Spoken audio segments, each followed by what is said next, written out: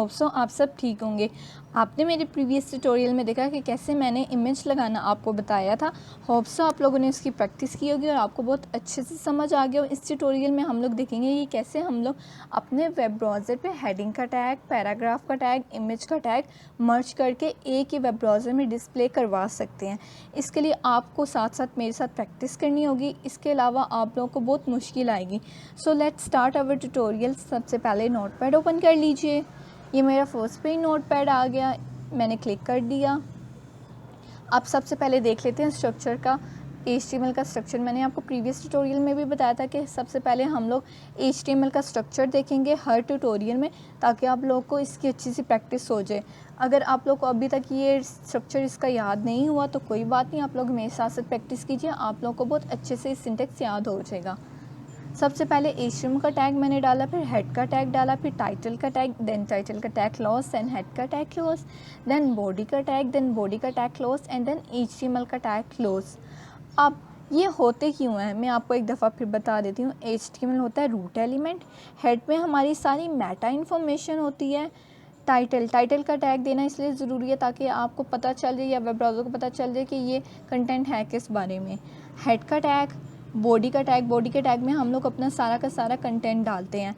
HTML का tag, ये सारे के सारे टैग्स किसके अंडर आते हैं? HTML के टैग के अंदर। अब अपना कंटेंट स्टार्ट करते हैं हम लोग HTML H1। मैंने आपसे बोला था कि हम लोग हेडिंग, इमेज और पैराग्राफ को मर्ज करके एक ही वेब ब्राउज़र में डिस्प्ले करवाएंगे। तो स्टार्ट करते हैं। हेडिंग H1 का टैग मैंने ले लिया, वेब डिज़ाइनिंग लिखा मैंने। अब मैं क्या करती हूँ, इमेज का टैग ले लेती हूँ, इमेज SRC। मैंने आपको प्रीवियस ट्यूटोरियल में मैं इमेज लगाना सिखाई थी। अगर आप लोगों ने नहीं देखा तो प्लीज़ आप मेरे ट्यूटोरियल को जाके देख लीजिए। ये मेरे डेस्कटॉप पे इमेज पड़ी हुई है। मैं क्या कर लेती हूँ, राइट क्लिक कर लेती हूँ प्रॉपर्टीज़ पे। ये लोकेशन पे इसका सारा पाथ गिवन है, मैं कॉपी कर लेती हूँ, Ctrl+C and then Ctrl+V and /a.jpg। ए इस फाइल, इस पिक्चर का नाम है और .jpg इसकी एक्सटेंशन है। मैं साथ ही इसकी विड्थ और हाइट दे देती हूँ। इससे क्या होगा कि आप लोगों को पता चल जाएगा कि कितनी विड्थ और हाइट लेता है और अच्छा डिस्प्ले होगा। अभी आप लोग देखिएगा वेब ब्राउज़र में 450 पिक्सल्स ही मैं हाइट ले लेती हूँ।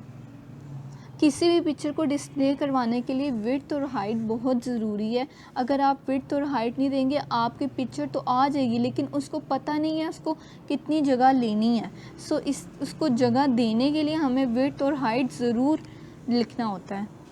अब पैराग्राफ का टैग मैंने दे दिया, this is web designing course, if you like then subscribe it, thank you.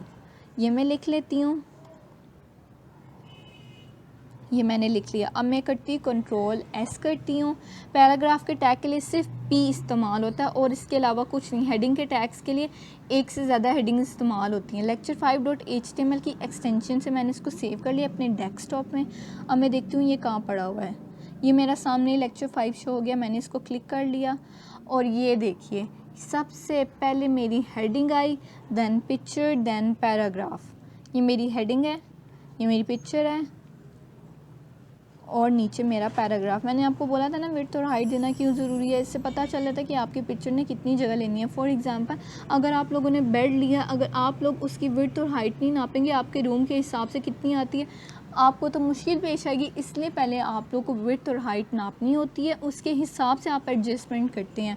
So guys, ये था आज का ट्यूटोरियल। अगर आप लोग को अच्छा लगा हो तो आप लोगों ने प्लीज़ इसको सब्सक्राइब करना है और मेरे साथ साथ इसकी प्रैक्टिस लाजमी करनी है। नेक्स्ट ट्यूटोरियल में देखेंगे कि हम लोग कैसे अपना ये कलर टेक्स्ट डिस्प्ले करवा सकते हैं वेब ब्राउज़र में। Thank you.